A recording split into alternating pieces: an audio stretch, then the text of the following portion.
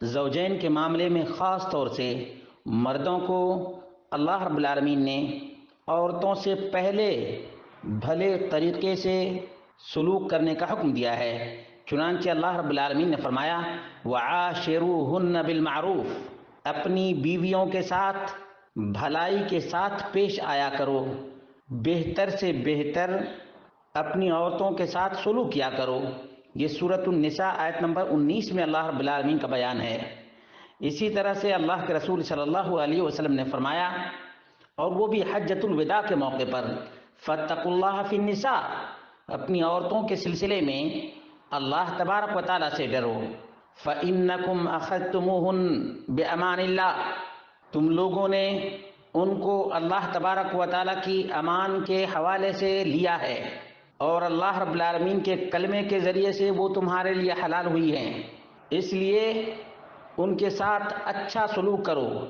اگر کوئی اپنی بیوی کے ساتھ اچھا سلوک نہیں کرتا تو قیامت کے دن اسے پکڑا جائے گا، اس کی گرفت ہوگی اور اس سے باز پرس ہوگا۔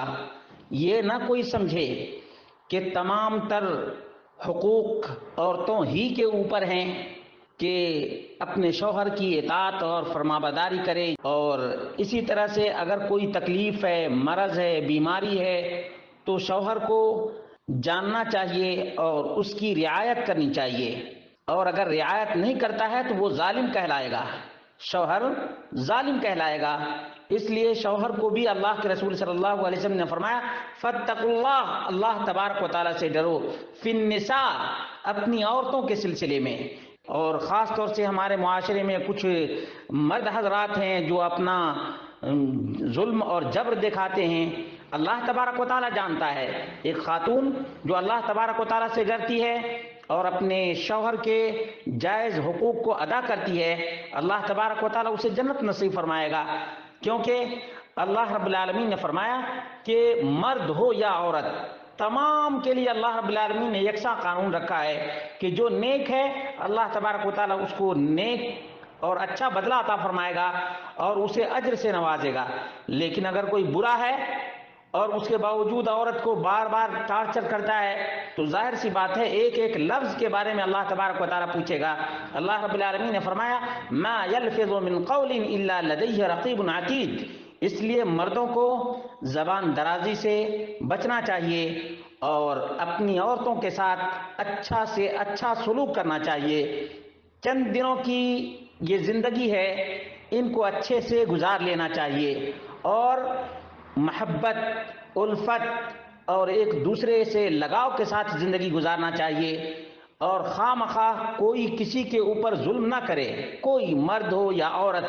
ایسا نہیں ہے کہ مرد ہی ظلم کرتا ہے، عورتیں بھی اتنا ستاتی ہیں۔ بعض عورتیں ہداہن اللہ رب العالمین انہیں بھی ہدایت عطا فرمائے، بیجا مطالبہ کرتی ہیں اور اسی طرح سے ستانے کی اور یعنی گھٹیا ثابت کرنے کے لیے اپنے شوہروں کو پریشان کرتی ہیں، اور اسی طرح سے اپنی جو بہنیں ہیں ان کے سامنے اپنے شوہر کو ذلیل کرتی ہیں۔ اسی طرح سے مرد بعض ہیں اللہ رب العالمین انہیں ہدایت عطا فرمائے کہ وہ اپنی بیوی کا تذکرہ اپنے قریبی لوگوں کے پاس کرتے اور توہین کرتے اور انسلٹ کرتے ہیں۔ یہ تمام کی تمام صورتیں بالکل اسلام میں حرام ہیں۔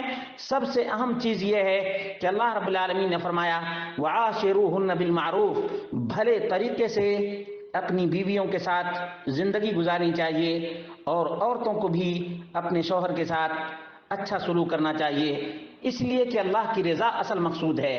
یہ نہیں کہ دنیا میں جس طرح سے دیکھتے ہیں کہ دنیاوی امور کے لیے بغیر خوف الہی کے زندگی گزارتے ہیں اور انارکی کی زندگی گزارتے ہیں، وہ نہیں۔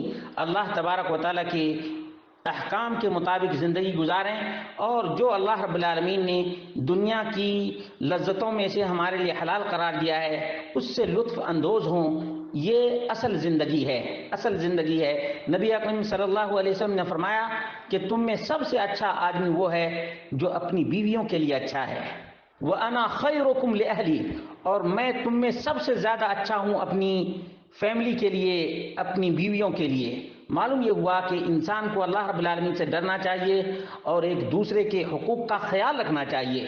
جس طرح سے ایک عورت کے اوپر لازم و ضروری ہے کہ اپنے شوہر کے ایک ایک اشارے کا خیال رکھے، اسی طرح سے مرد کو بھی چاہیے کہ اپنی بیوی کو راضی رکھے، خوش رکھے اور خوشگوار زندگی گزارے. اللہ رب العالمین ہی توفیق دینے والا ہے. اللہ تبارک و تعالیٰ سے دعا کرتے ہیں کہ اللہ رب العالمین ہم اس دنیا سے جائیں تو ہم نہ کسی کے اوپر ظلم کیے ہوں اور نہ ہماری وجہ سے کسی کو اذیت اور تکلیف ہوئی ہو. اللہ تبارک و تعالیٰ ہی کی رضا اصل مقصود ہے اس زندگی سے، تاکہ اللہ رب العالمین آخرت کی زندگی کو سنوار دے.